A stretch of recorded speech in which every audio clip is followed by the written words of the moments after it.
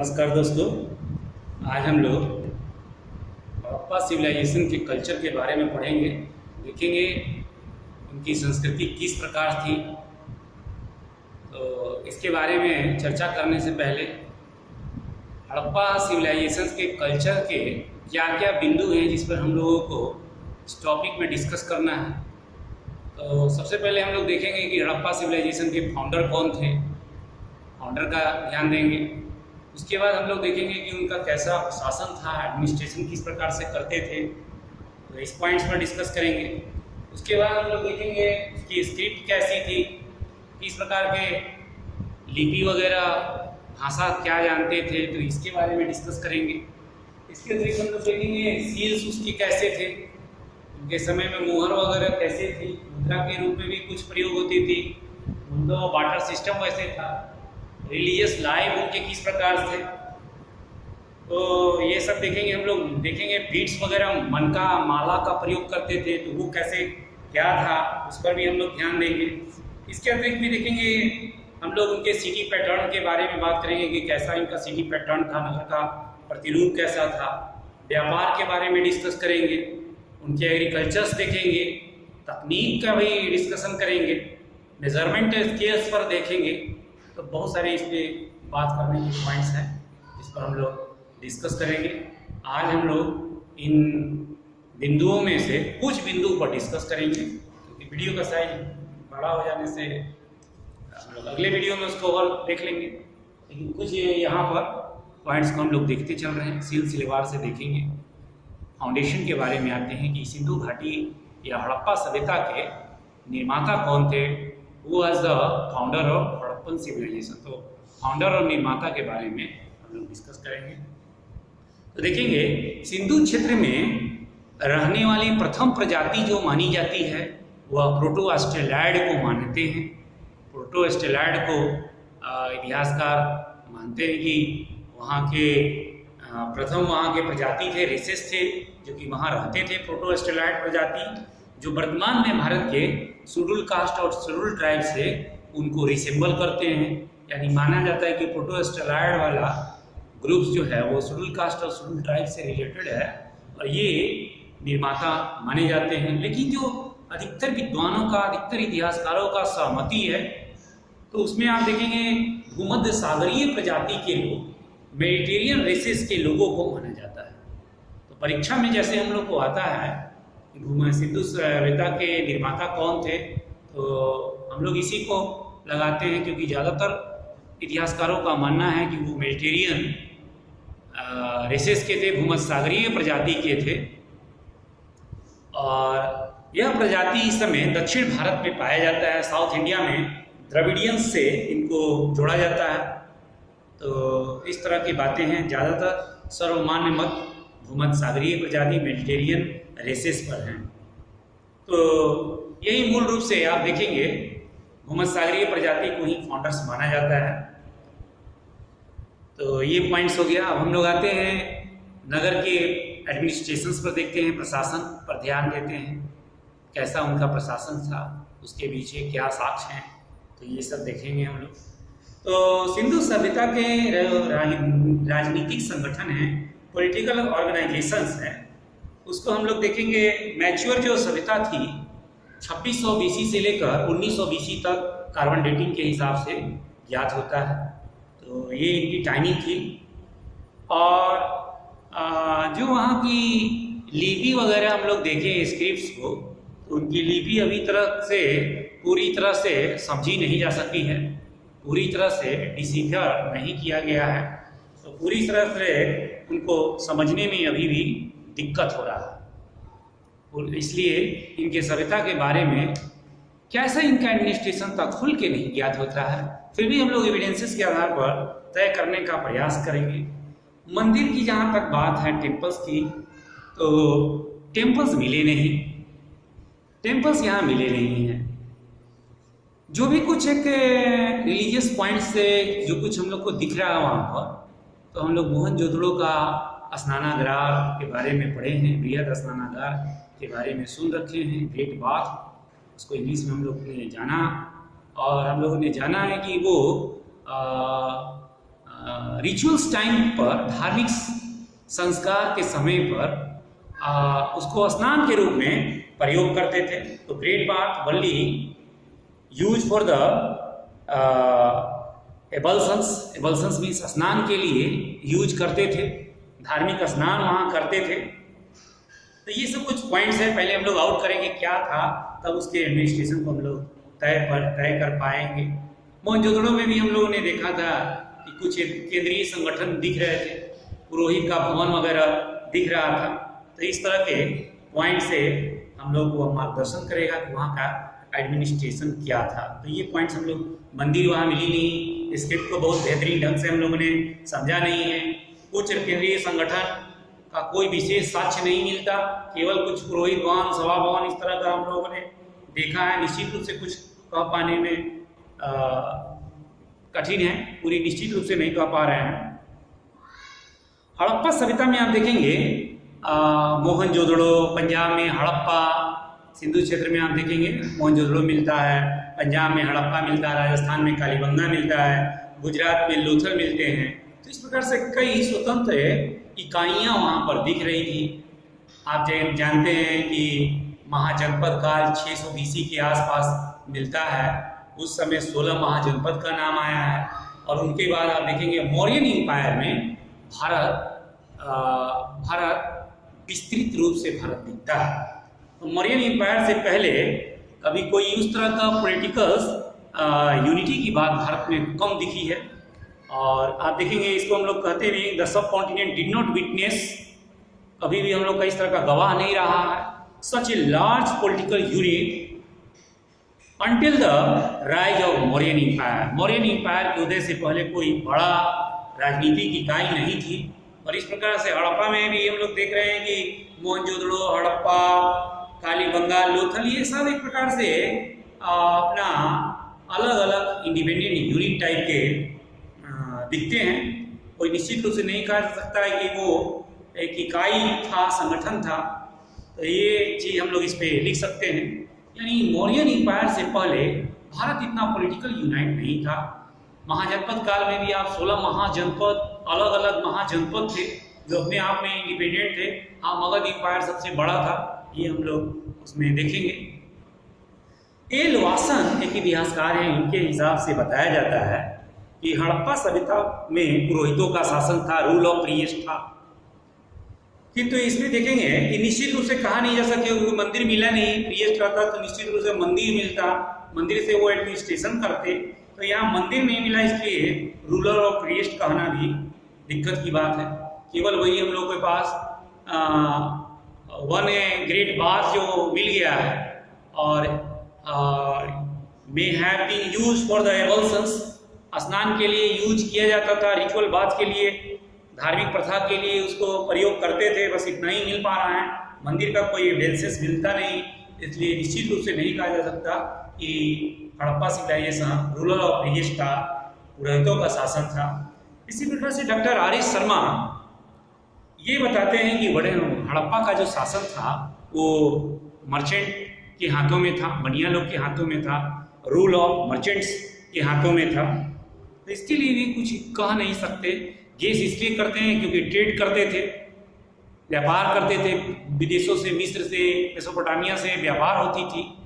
और रूरल्स जो थे वो लड़ाकू टाइप के नहीं थे, वेपन्स भी कम मिले हैं इस सिविलाइजेशंस में, और जिससे गेस किया जाता है कि मर्चेंट लोग ही इसका एडमिनिस्ट्रेटर था। मैके जो बताते हैं कि हड़प्पा सभ्यता में प्रजातांत्रिक शासन था। तो मैके ने बताया कि डेमोक्रेसी टाइप की यहाँ पर थी, और डेमोक्रेसी टाइप की इसलिए दिखती है क्योंकि आप देखेंगे हर इकाई अपने आप में अलग था, स्वावलंबी टाइप का था, अपना एक अलग तरीका से एडमिनिस्ट्रेशन करता था। और कुछ उस तरह का नहीं है कि कुछ निश्चित से लोग ही थे जो एडमिनिस्ट्रेशन कर रहे हैं, तो आम आदमी भी वहाँ जा सकता था।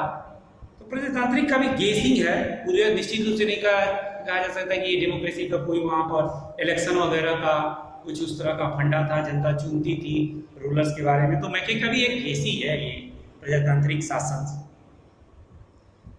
मकान वगैरह से, चूंकि मकान में बहुत डेविएशंस नहीं था, इसलिए ऐसा सोचते हैं कि प्रजातांत्रिक शासन था। फिर भी निश्चित रूप से कहा नहीं जा सकता, क्योंकि अगर दुर्ग वगैरह में इस तरह का था, लेकिन फिर भी मोहनजोदड़ो में सभा भवन वगैरह से यूज किया गया। स्टुअर्ट पिकट ने हड़प्पा और मोहनजोदड़ो को जुड़वा राजधानी बता दिया, ट्विन से कैपिटल बता दिया था। और हम लोग देखे थे भी कि वो 482 किलोमीटर एक दूसरे से दूर थे और इंडस रिवर से जुड़ते थे। तो इस तरह से हम लोग देख पा रहे हैं Harappa rulers were more concern with the commerce than with the conquest. ये भी एक बात ध्यान रखने की बात है कि विजेता के रूप में उनको कॉन्क्वेस्टर नहीं माना जाता है, कॉन्क्वेरर नहीं माना जाता है। विजय में ज़्यादा विश्वास नहीं करते थे, वो कॉमर्स में ज़्यादा ध्यान रखते थे। इसीलिए आर एस शर्मा वाला जो बात होता है कि रूलर्स जो मर्चेंट थे, ये इन सभी में से कुछ ज़्यादा ही मान्यता प्राप्त कर पाता है। तो इस प्रकार से हम लोग एडमिनिस्ट्रेशन देख लिए, निष्कर्ष पे आ रहे हैं जो, तो हम लोग ज़्यादातर देख रहे हैं कि कॉन्क्वेरर वो दूसरे क्षेत्रों को जीतने में नहीं विश्वास करते थे, बल्कि कॉमर्स में ध्यान रखते थे। और इस प्रकार से वो रूलर और मर्चेंट ज़्यादा दिख रहे हैं। आइए हम लोग थोड़ा सा लिपि स्क्रिप्ट्स पर भी ध्यान दें। एक्चुअली अभी तक आप देखेंगे कि हड़प्पा सिविलाइजेशन को बहुत अच्छे ढंग से समझा नहीं जा सकता है। इसके पीछे क्या है, देखिए थोड़ा सा मैं रीजन थोड़ा बता दूं। सम ट्राई टू कनेक्ट इट, कुछ लोग इसके भाषा को कनेक्ट करने का प्रयास कर रहे हैं, इतिहासकार और विद्वान लोग, विद द द्रविडियन लैंग्वेज से, प्रोटो द्रविडियन लैंग्वेज से, तो प्रारंभिक द्रविडियन भाषा से इसको जोड़ने का प्रयास कर रहे हैं।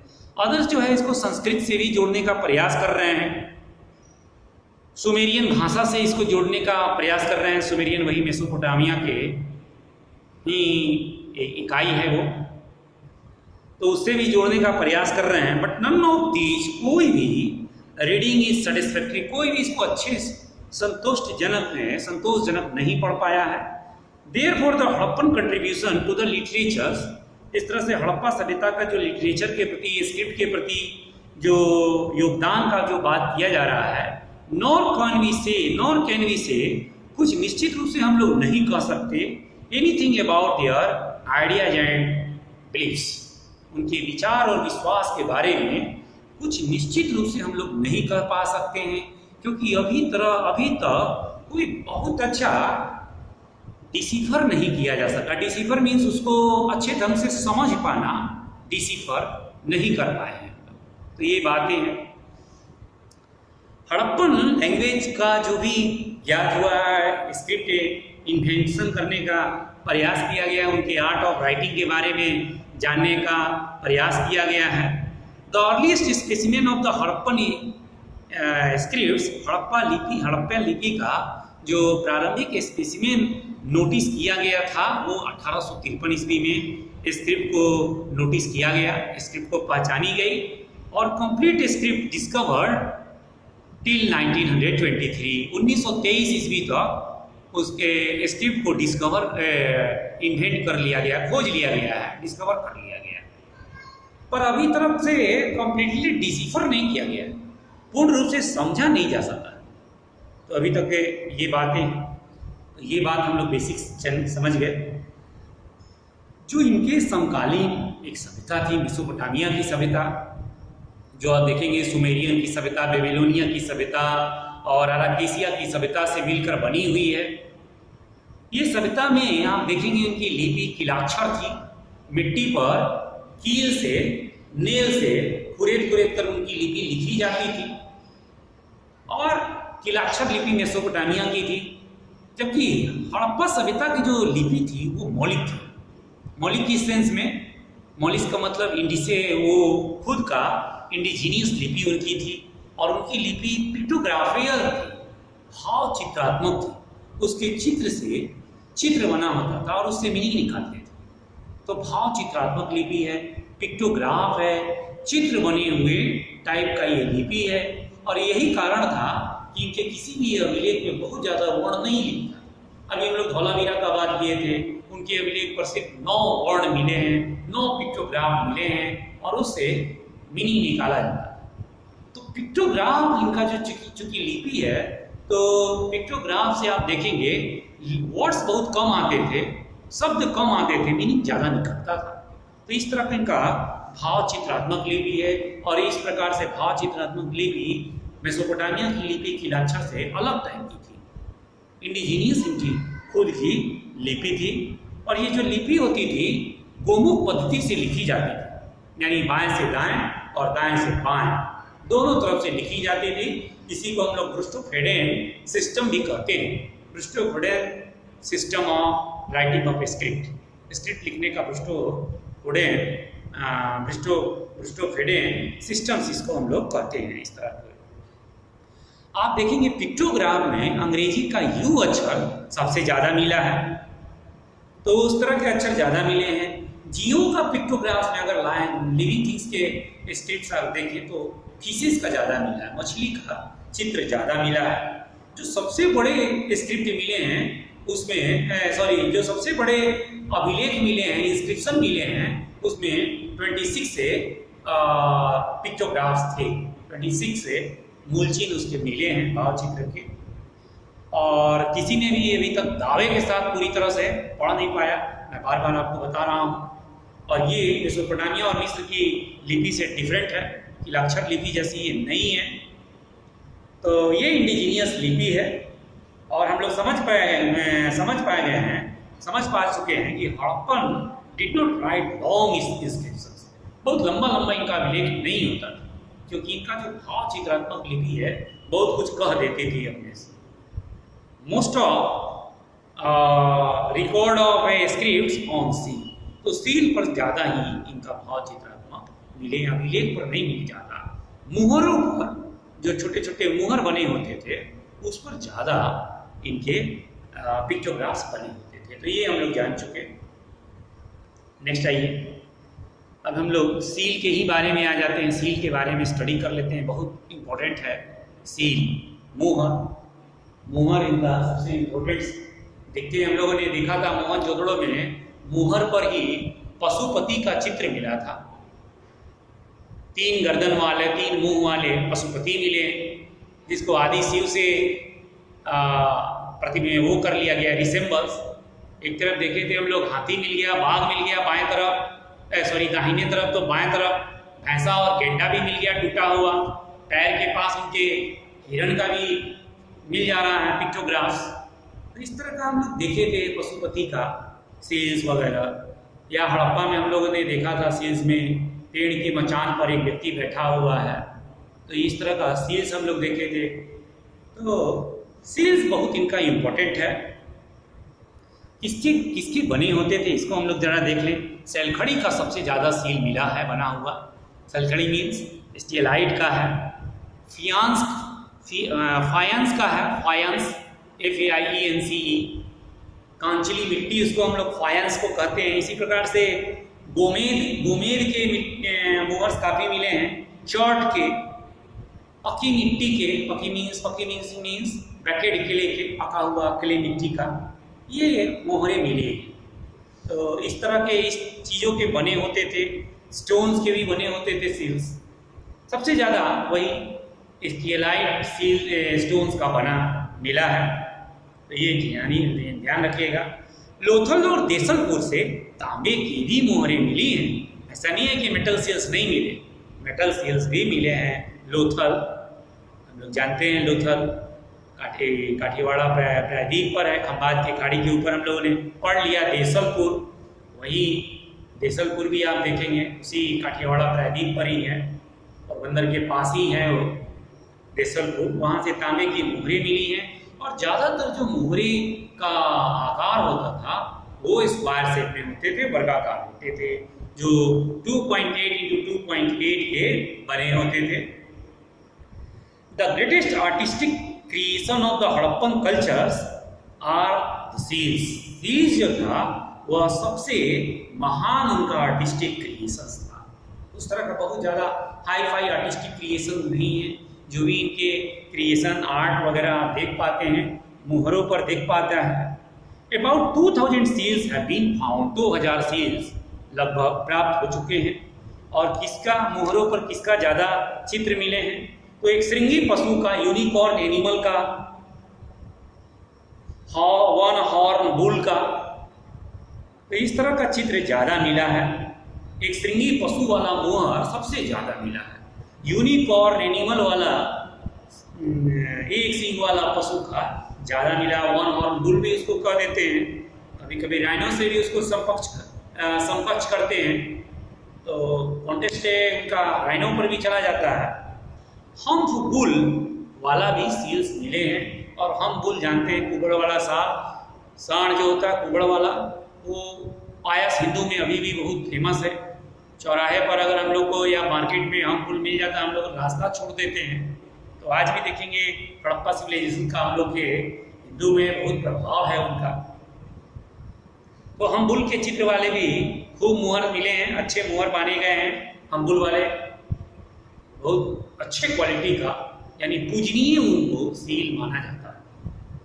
इसी प्रकार से अदर पिक्चर भी मोहर पर मिलते थे, जैसे आपको मिल जाता था बफेलो का, भैंसे का, टाइगर्स का, राइनो का, राइनोसियस, गेंडा का, गोट का, एलिफेंट का, इस तरह के सील्स आपको मिलेंगे। किसका नहीं मिलता उस पर भी हम लोग आ जाए। ऊंट, घोड़ा और गाय के मुहरे नहीं मिली, कैमल्स का नहीं मिला, हॉर्स का नहीं मिला। और गाय, जो कि हम लोग देख रहे हैं कि हम्प वाले बुल इतना पूजनीय है, लेकिन गाय का कहीं नहीं मिल रहा कुछ भी, तो गाय का मुहर नहीं मिला। तो ये ध्यान रखिएगा, गाय का नहीं मिला। घोड़ा से ज़्यादा ये परिचित थे नहीं, जबकि घोड़े की अस्थियाँ कई जगह देखे, लघुमेढ़ मूर्तियाँ आपने कई जगह से देखा, लेकिन घोड़ा आर्य लोग लेकर आए। घोड़ा से इनको ज़्यादा नहीं माना जाता, जैसे घोड़ा ये पालते वगैरह हो, नहीं कह सकते इसके बारे में।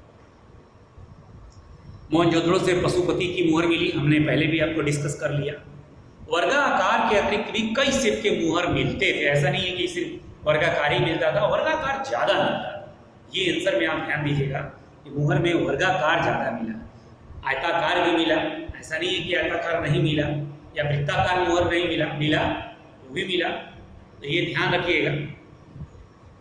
नेक्स्ट अब हम लोग आते हैं मनका पर, माला पर।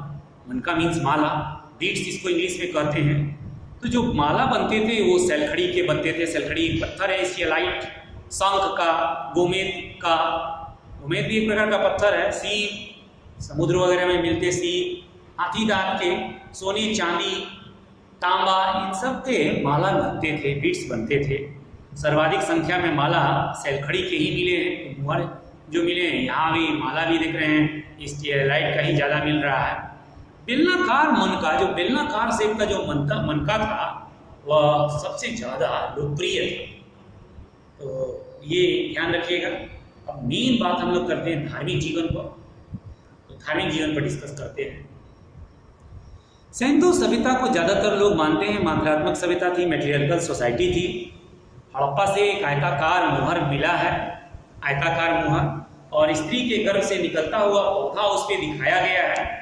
यह संभवतः पृथ्वी देवी की प्रतिमा से इसको रिसेंबल किया जाता है और इसे उर्वरता देवी के रूप में पूजा जाता है। तो ये जो बातें हैं इसको देखेंगे। टेराकोटा फिगराइंस है, ये टेराकोटा फिगर्स है ऑफ वुमेन, एक औरत का। Have been found in one figure, आप देखेंगे टेराकोटा फिगर्स है वुमेन का। हैव बीन फाउंड, उस पर पाया गया, क्या पाया गया है? In one figurine a plant is shown growing, एक पौधा खिलता हुआ दिख रहा है। A plant is shown growing out of the embryo of a woman, महिला के इम्ब्रो से एक पौधा खिलता हुआ दिख रहा है। Probably the image represent the goddess of earth, पृथ्वी देवी के रूप में इसका पूजा किया जाता है और इसको मान लिया जाता है फर्टिलिटी गॉडेस है, उर्वरता की देवी है। हालांकि हमने आपको बताया था कि वो दुर्गा के तब जैसा इम्पोर्टेंस आगे मिल गया वह उत्तर वैदिक काल में, वो इम्पोर्टेंस अभी पृथ्वी देवी का नहीं था। और इसी मुहर के पीछे ही आप देखेंगे दूसरी तरफ एक पुरुष जो है हाथ में पत्थर का हाशिया लिए हुए, सिकल लिया है, स्टोन सिकल, पत्थर का हाशिया लिए खड़ा है और पास में एक स्त्री हाथ उठाए बैठी हुई है, हाथ को हैंड्सअप की हुई है। मार्शल जो इसको बता रहा है, मार्शल बता रहे हैं इसको, यह पृथ्वी देवी की बलि चढ़ रही है। Sacrifice of the goddess of earth, sacrifice of goddess earth हो रहा है यहाँ पर। इस तरह से यहाँ पर आप देख पा रहे हैं क्या संदर्भ है। बहुत देवी वगैरह के रूप में एक तरफ पूजा दिख रहा है तो एक तरफ बलि दिख रहा है अर्थ माता का, पृथ्वी माता का। तो ये आप देख रहे हैं ऐसी स्थिति था। जैसे मिस्र की सभ्यता में नाइल गॉडेस आइसिस, जो वहाँ की नाइल गॉडेस हैं, उस रूप में यहाँ पर पूजा नहीं मिला। ऐसे पूजा केदारनाथ शास्त्री ने जो पृथ्वी माता का बलि वाला जो दिखा है चित्र, उसको इन्होंने बताया कि ये नरक का चित्र है। एक तरफ स्वर्ग का है तो एक तरफ नरक का चित्र है। केदारनाथ शास्त्री एक्सप्लेन कर पा रहे हैं। तो हम देख रहे हैं यहाँ पर कि मदर गॉडेस का पूजा हो रहा है, लेकिन उस तरह का दुर्गा माता जैसा, लक्ष्मी माता के रूप में हम लोग जो पूजा करते हैं उस तरह का पूजा नहीं है। और निश्चित रूप से ये भी नहीं कर सकते कि इंडस सिविलाइजेशन मैट्रियार्कल सोसाइटी था। क्यों नहीं था, इस पर भी हम लोग विचार कर लेते हैं। तो आप देखेंगे कि पाकिस्तान वाला क्षेत्र में, जो आज का पाकिस्तान है, वहाँ पर तो जो टेराकोटा मिले, फिगर्स मिले, टेराकोटा मूर्ति खिलौना मिल गए, उसमें स्त्री मेड मूर्ति ज़्यादा मिली। लेकिन इंडियन साइड में आप देखेंगे गुजरात, राजस्थान आदि क्षेत्र में नारी की मूर्ति नहीं मिली। और इस तरह से मातृ देवी की पूजा सिर्फ पंजाब तक ही सीमित थी। और हम लोग देख रहे हैं रिमेन पार्ट ऑफ इंडिया वाला हड़प्पा सिविलाइजेशन में वहाँ इस तरह का नहीं मिल रहा है मेड मूर्ति। और इससे हम लोग ये नहीं कर सकते कि निश्चित रूप से मातृसत्तात्मक सभ्यता ही थी। तो ये बात ध्यान देना है। अच्छा, एक बार और भी देखेंगे, हमारे यहाँ जैसे डॉटर इनहेरेंट नहीं होती, उत्तराधिकारी नहीं होती थी। तो जैसे इजिप्ट में था, मिस्र की सभ्यता में थी कि डॉटर इनहेरिटेड द क्राउन, राजमुकुट का उत्तराधिकारी डॉटर होती थी, प्रॉपर्टी की वही अधिकारी होती थी। But this teachers had not known about the nature of the inheritance in the Harappan society. Harappan society में महिला को कहीं भी उत्तराधिकारी का चिन्ह टाइप का नहीं मिल रहा, क्योंकि जो सिटाडेल टाउन है वहाँ महिला फिगर कम दिख रहा है, वहाँ पुरुष फिगर ही है, पुरुष का ही ज़्यादा चीज़ें दिख रहा है। इस तरह से भी दिख रहा है कि कुछ दिख नहीं रहा है महिला का। मातृसत्तात्मक कहना गलत हो जाएगा। खासकर भारत के सेंस में देखेंगे, कालीबंगा, लोथल, यहाँ पर आपको पुरुष मेड मूर्ति ज़्यादा दिखेगी। तो उस बेस पर आप मातृसत्तात्मक कह नहीं सकते निश्चित रूप से। तो ये ध्यान दीजिएगा। मोहनजोदड़ो में भी धार्मिक में देखेंगे पशुपति की पूजा होती हुई मिली है। और सबसे अभी धार्मिक जीवन पर जरा सा आइएगा तो जैसे आज भी मुस्लिम लोग में देखेंगे या हिंदू में भी, बहुत हिंदू लोग, हमारे बिहार में तो बहुत ज़्यादा ही लोग ताबीज वगैरह बहुत अभी भी बांधते हैं और हर जगह बांधते हैं। भारत में बहुत जगह अभी भी अंधविश्वास, सुपरस्टिशन जो है, अंधविश्वास बहुत जगह दिखता है। एम्यूलेट्स, ताबीज have been found in vast number. बहुत ज़्यादा एम्यूलेट्स मीन्स ताबीज होता है, एम्यूलेट्स काफ़ी ज़्यादा पाया गया है। अथर्ववेदा में भी आप देखेंगे, आगे चलकर अथर्ववेदा उत्तर वैदिक काल में आया, which is associated with the non-Aryan traditions, amulets।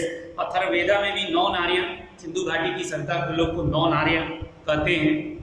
और इनके सभ्यता में एमुलेट्स बहुत इंपॉर्टेंट था। ताबीज, और ताबीज इसलिए बांधते थे for wording of the disease and the evil forces, रोग और खराब आत्मा से, खराब शक्तियों से बचने के लिए ये एमुलेट्स का प्रयोग करते थे। तो एमुलेट्स इनका बहुत इंपॉर्टेंट है धार्मिक जीवन में। इसी प्रकार से आप देखेंगे कि हम डबुल, कुबड़ वाला सांड, पायस हिंदू में बड़ा इंपॉर्टेंट था। मार्केट में आज भी हम लोग छोड़ देते हैं रास्ता। इसी प्रकार से one horn animals, unicorn animals का पूजा करते थे। Gods were not placed in the temples, मंदिर नहीं था। गार्ड के लिए मंदिर नहीं बने थे। Guards were not a placed in temples, temple में नहीं थे। ए प्रैक्टिस विच है was common in ancient Egypt and Mesopotamia. जैसे कि मेसोपोटामिया और इजिप्ट में, मिस्र में आप देखेंगे मंदिर था, वहाँ मंदिर का यहाँ कोई कॉन्सेप्ट नहीं है। एमुलेट्स यहाँ ज़्यादा दिखते थे। तो इस तरह से आप देख रहे हैं चीज़ें थी। एमुलेट्स ध्यान दीजिएगा, धार्मिक जीवन कभी भी हड़प्पा सभ्यता कहा जाए, एमुलेट्स का जरूर चर्चा करना है। हड़प्पा की एक मुद्रा पर हम लोग पेड़ के मचान वाला कहानी जान ही चुके हैं कि पेड़ के मचान पर ध्यान लगाए, पुरुष बैठा है, नीचे बाघ का चित्र है, दूसरी तरफ देखेंगे मोहन की दूसरी तरफ त्रिशूल है, सामने एक बैल बैठा है और शिव से उसको रिसेंबल करते हैं। लिंग और योनि का पूजा का भी कुछ चिन्ह मिला है, जिसको लिंग को हम लोग फलूस कहते हैं और योनि के लिए फीमेल सेक्स ऑर्गन। तो ये वर्ड्स है, लिंग और योनि का पूजा मिला है, लेकिन ऐसा कोई एस्टेब्लिश नहीं मिला कि स्थापना किया हुआ। गलियों और नालियों में ऐसे मिल गया, गलियों और नालियों में इस तरह का इसकी मुहरें मिल गई और इसका धार्मिक प्रयोजन अगर होता तो कमरे में एस्टेब्लिश मिलता। लेकिन इस तरह का आप देख रहे हैं कि लिंग और योनि का जो भी सीन्स वगैरह पर चित्र मिले हैं वो ऐसे गली और नालियों में गिरे पड़े हुए मिले हैं। तो धार्मिक प्रयोजन से अगर होता तो कमरा में एस्टेब्लिश किया गया होता। और इस तरह से कुछ कह नहीं सकते, लेकिन फलूस और sex organ, female sex organ का लिंग और योनि का पूजा कुछ केस लगाते हैं कि यार होता था, क्योंकि आज भी हम लोग देख रहे हैं लिंग और योनि का पूजा हम लोग करते हैं शिव जी का। इसी प्रकार से आप देख रहे हैं कि द ऋग्वेदा स्पीक्स, ऋग्वेद क्या बताता है ऑफ द नॉन आर्यन के बारे में, नॉन आर्यन पीपल के बारे में, हु आर फलूस वर्शिपर्स। लिंग का वो पूजा करते थे। द फलूस worshippers which started in the days of Harappa. Harappa के काल में ही फलूस का पूजा, लिंग का पूजा होता था। Can be recognize as the, तो ये आगे चलकर रिकॉग्नाइज हुआ। तो इस तरह से एट द प्रेजेंट टाइम में भी आप देख रहे हैं कि पूजा के रूप में लिंग और योनि का पूजा होता है। और भले ही कमरे में स्थापित नहीं था, फिर भी जो आज पूजा कर रहे हैं उससे रिसेंबल करते हैं कि भाई उस समय मिल क्यों रहा। तो कुछ न कुछ धार्मिक प्रयोजन, कमरे में एस्टेब्लिशमेंट स्थापना तो नहीं किया गया है, लेकिन मिला है ऐसा। इसी प्रकार से आप देखेंगे पशु पूजा होती थी। कंपोजिट मोहनजोदड़ो में हम लोगों ने बहुत देखा था कि कंपोजिट एनिमल्स मिल रहे हैं, काल्पनिक जानवर मिल रहे हैं, शरीर बुल का है, मुखौटा बाघ का लग गया या हाथी का सूंड बन गया भेड़ के चित्र में। तो इस तरह का संयुक्त मूर्ति का पूजा वगैरह होता था। और सामान्य या वास्तविक पशुओं का पूजा भी यहाँ पर होती थी। ऐसा नहीं कि केवल कंपोजिट का ही पूजा होता था, नॉर्मल पशुओं का भी पूजा यहाँ पर कुगड़ वाला साड़ वगैरह इसीलिए बड़ी फेमस कुहर मानी जाती थी। शेष हड़प्पा सिविलाइजेशन का हम लोग नेक्स्ट वीडियो में डिस्कस करेंगे। आज के लिए